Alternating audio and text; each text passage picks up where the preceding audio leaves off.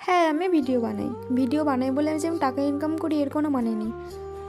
কিছু কিছু আমার বান্ধবীরা কিংবা আমার রিলেটিভরা আমাকে জিজ্ঞেস করছে, হ্যাঁ তুই ভিডিও বানাস, তুই তো টাকা ইনকাম করিস না, তোর তো অনেক টাকা, তুই তো বড়লোক হয়ে গেছিস এখন দিন।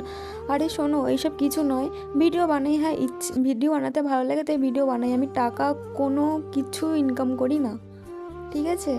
তো তোমাদের একটা কথাই বলবো, হ্যাঁ টাকা ইনকাম করবো না কেন, ঠিক করব, তার জন্য প্রচুর খাটতে হয়।